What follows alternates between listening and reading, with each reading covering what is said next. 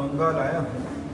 जब मैं बंगाल कल रात को पहुँचा, एक दुखद घटना के बारे में थोड़ा बहुत मैं रथ यात्रा में व्यस्त रहने के कारण उसको इतलाक नहीं कर पाया, लेकिन कल थोड़ा मैं इसके बारे में जानकारी ली। और मैं जब उसके बारे में आज अखबार में डिटेल पढ़ा, सच में मैं बहुत मर्माहत हूँ, बहुत चकित हूँ, बहुत चिंतित हूँ। कैसे एक सत्ताधारी दल इतने दिन सत्ता में रहने के बाद इतने व्यभिचारी हो जाता है। हम इसको भूलना नहीं चाहिए। जादवपुर यूनिवर्सिटी में रैगिंग की घटना कहां तक पहुंची थी। 2024 9 अगस्त, जो 9 अगस्त भारत में क्रांति के लिए जाना जाता था, एक बच्ची का, एक सामान्य घर की बेटी जो सपना देखी थी अच्छी डॉक्टर होगी, उसकी हालत क्या हुई 2024 9 अगस्त में देश ने देखा है। आरजी कर घटना के नाम पे देश आंदोलित हुआ था। आज फिर कस्बा में साउथ कोलकाता के अंदर लॉ कॉलेज की जो घटना हुई है, तीनों घटना में एक ही प्रकार की टेंडेंसी ध्यान में आती है। यहाँ के रूलिंग पार्टी की टीएमसी की लोगों की इन्वॉल्वमेंट। और इस बार की घटना तो पिछले कई सालों में बंगाल में छात्र संसद की चुनाव नहीं हुए, लेकिन टीएमसी ने अपने ही समर्थकों को स्टूडेंट लीडरशिप की नॉमिनेटेड प्लेस में रख के यूनियन ऑफिस उनके हवाले में किया है। उस यूनियन ऑफिस में जो जघन्य कांड हुआ है, ये बहुत ही शर्मनाक, बहुत ही चिंताजनक, बहुत दुखद है। और मैं जब कल आके सुकांत दा को ढूंढा, सुकांत दा अरेस्ट हो गए, हमारे अन्य सभी साथी अरेस्ट हो गए थे। क्या हो गया बंगाल में? कब ये बंगाल की कुंभकर्ण निद्रा में सोई हुई सरकार की तंद्रा खुलेगी? प्रजातंत्र में इस प्रकार की घिनौना काम हम कब तक टॉलरेट करेंगे? मैं सुकांत जी के साथ हूं, मैं शुभेंदु दा के साथ हूं। भारतीय जनता पार्टी इस आंदोलन को बंगाल की जनता के हित में लड़ रही है। हमें आने वाले दिनों में इस को एक निर्णायक स्तर तक ले जाना पड़ेगा। बंगाल की जनता, बंगाल एक समय माँ सरस्वती का केंद्र होता था। पढ़ाई लिखाई, साइंस, टेक्नोलॉजी, एंटरप्रेन्योरशिप, इकोनॉमी में बंगाल हमारी देश की कैपिटल होता था, नंबर 1 राज्य होता था। तृणमूल के शासन में बंगाल और खराब हो गई। मैं उसको निंदा करता हूं और इसको एक निर्णायक स्तर तक ले जाने के लिए इस लड़ाई को यहाँ के हमारे नेतृत्व के साथ खड़ा रहता है। पश्चिम बंगाल में आप इमरजेंसी का 50 वर्ष सारा देश में बोला जाता है।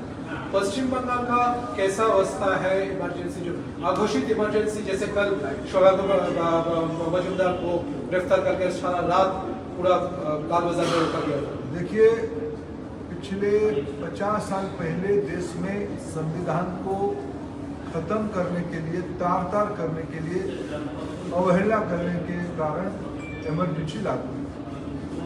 कांग्रेसी संस्कृति इमरजेंसी के साथ है।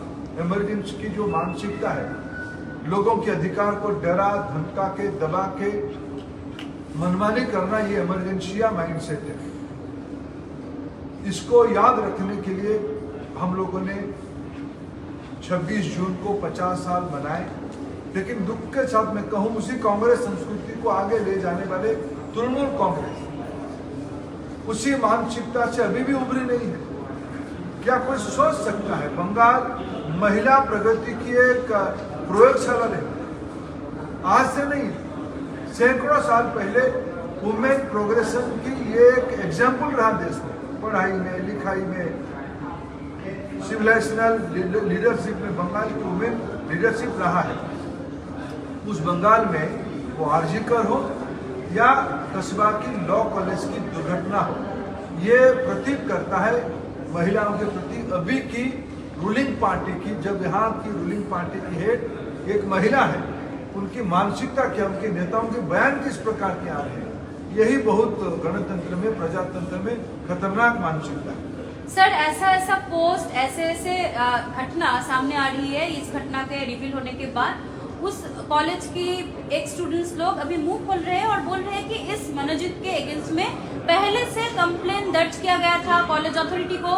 22 साल से, 2022 साल से वो कॉलेज में था। रेप केस है, मोलेस्टेशन का केस है, लेकिन कभी कुछ नहीं हुआ और नॉन अवेलेबल सेक्शन होने के बावजूद कुछ नहीं हुआ। मनोजित इतना पावरफुल है। देखिए, जब रक्षक भक्षक हो जाएगा,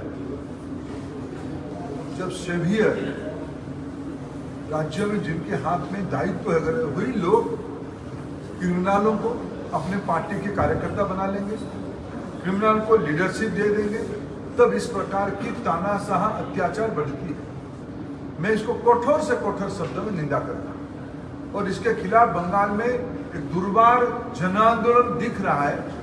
ये एक वानव घटना नहीं, कंटिन्यूअसली इनके हाथ में व्यवस्था बची नहीं है।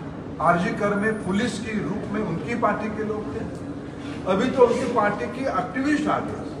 मेरे को सुकांत दा कह रहे थे कुछ दिन पहले उनकी पार्टी के कार्यक्रम में फ्रंट लाइन में वो तथाकथित आरोपी वहां मिसिल निकाल रहा था। इनको रूलिंग पार्टी को उत्तर देना पड़ेगा, जवाबदेही देना ही पड़ेगा।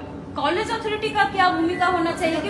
कॉलेज अथॉरिटी छोटा चीज होता है। जब मुख्यमंत्री की दफ्तर, रूलिंग पार्टी की मंत्री, रूलिंग पार्टी की पॉलिटिकल लीडरशिप इस प्रकार के कामों को पैटर्नाइज करेगा, कॉलेज अथॉरिटी बेचारा क्या करेगा? उनको तो उत्तर देना ही पड़ेगा। लेकिन मैं बंगाल की स्थिति में उसको और गंभीर षड्यंत्र, गंभीर अत्याचार दिख रहा। हर एक कॉलेज में, जनरल बॉडी में सिर्फ पॉलिटिकल पर्सन ही है, क्यों एजुकेशन पर्सन को नहीं? देखिए हमारे देश में अनेक राज्यों में राजनीतिक लोगों ने, इस बंगाल में पॉलिटिकल लीडरशिप में आफ्टर मदन मोहन मालवीय बीएचयू तो बनाए थे, श्यामा प्रसाद मुखर्जी तो कलकत्ता यूनिवर्सिटी की लीडरशिप तो दिए थे, वो तो पॉलिटिकल लोग। ऐसा नहीं है, हमारे डॉक्टर सुकांत मजूमदार भी तो प्रोफेसर है। बंगाल में अनेक मनुष्यों शिक्षा से आके पॉलिटिक्स में भी आए हैं, वो अच्छा काम किया। लेकिन अभी वाला घटना थोड़ा अलग है। ये तो एंटी सोशल क्रिमिनल पॉलिटिकल लोगों की जामा पे उनकी ताकत के कारण कॉलेज को कब्जा ली है, ये अलग है। इसी को हम निंदा करते हैं। एएनसीपी का निर्वाचन नहीं हो रहा है, छात्र संसद का निर्वाचन शिक्षक किसी यूनियन ऑफिस को लेते, कौन बैठता था वहाँ, किसको नॉमिनेट किया गया था, कौन उसके उत्तर देगा? मैं आपके माध्यम से बंगाल की लीडरशिप को, मुख्यमंत्री को ये सारे प्रश्न पूछता हूँ। एक हाथ में आप स्टूडेंट्स यूनियन इलेक्शन करोगे नहीं। आप खुद स्टूडेंट मूवमेंट से आए हो, आपको हो क्या किया हुआ दीदी? आप स्टूडेंट लीडर रहे, यूथ लीडर रहे, भले ही आपसे हमारी कोई वैचारिक असहमति रही, लेकिन आप स्टूडेंट यूथ मूवमेंट से आए। आप कैसे आज की बच्चों को आप इस प्रकार के हालत में रख रहे हो? उनको रेप, मर्डर, इस प्रकार की घिनौना हिनियस क्राइम कैसे सोचा जा सकता है? आप उसको पैटर्नेज देते हो, कोई परिवर्तन आपके नहीं हो रही, आपको मन को कष्ट नहीं देता है? बंगाल के लोग उसको क्षमा नहीं करते। के सांसद विधायक कह रहे हैं कि लड़की क्यों गई अकेली, वहाँ पर नहीं जाती तो ये सब नहीं घटता, कुछ लोगों के साथ जा सकती थी, किसी को बोल सकती थी। मदन मित्र ने कहा है कि टीएमसी के लीडर्स को बोल सकती थी, खुद अकेली क्यों गई? मैं तो उसको निंदा कर ही रहा हूँ शायद, लेकिन आप गलत जगह पे पूछ रहे हो। ये सारे प्रश्न जाके आज नवान्न जाके आदरणीय श्रीमती सुश्री ममता बनर्जी को पूछी, महिला मुख्यमंत्री है, किस प्रकार के लोगों को साथ लेकर चल रहे हैं? कैसे इस प्रकार के बयान को सिविल सोसाइटी में, सिविलाइज सोसाइटी में ऐसे कोई कह सकते? तो क्या बंगाल में महिला नहीं घूमेंगी? लड़कियां का स्वतंत्रता नहीं रहेगी? इंडिविजुअल फ्रीडम नहीं रहेगी? चॉइस नहीं रहेगी? क्या मानसिकता हो गया है?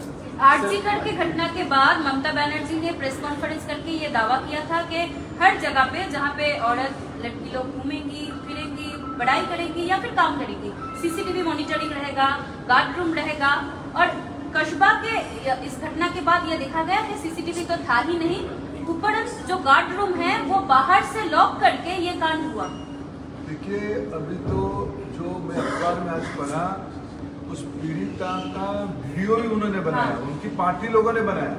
सीसीटीवी की उनकी नया डेफिनेशन हो गया है, वीडियो क्लिपिंग बना के ब्लैकमेलिंग करना। क्या बंगाल की सोसाइटी को ब्लैकमेल करना चाहते हैं? झूठ बोलना उनकी आदत हो चुकी है, सत्ता की मोह उनको आ चुकी है। भ्रष्टाचारी तो थे ही, शिक्षा में उनसे जैसा भ्रष्टाचार देश में कोई नहीं किया। कोर्ट कचहरी तक मामला उसमें हो गया। बंगाल की नौजवानों की आकांक्षा को उन्होंने बहुत ही कुठाराघात किया, लेकिन इस बार तो हद पार हुई। विशेष करके लड़कियों के ऊपर अत्याचार बंगाल में बढ़ रही है। Thank you sir. एक आखिरी सवाल, लगभग सभी जो कॉलेज है वहां पर ऐसा ही चिंताजनक विषय है, स्टूडेंट सेफ्टी और सिक्योरिटी।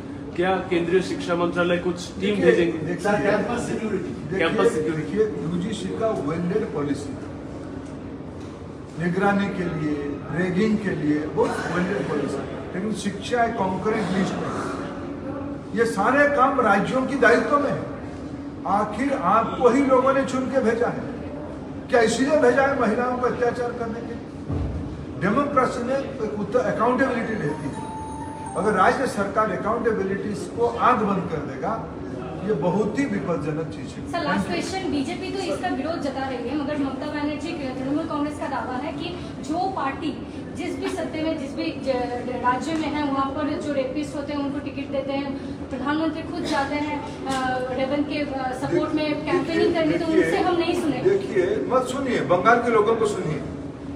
हम तो अपोजिशन पार्टी, हम अपना बात कहेंगे ही, आप हमको मत सुनिए। अब बंगाल के बच्चियों को सुनिए, आरजी कर में पीड़ित माँ पिताजी को सुनिए, आप कस्बा में जिन लड़की को अत्याचार हुआ उनकी पेरेंट्स को सुनिए, बंगाल की मिडिल क्लास फैमिली को सुनिए, बंगाल की यंगस्टर्स को सुनिए।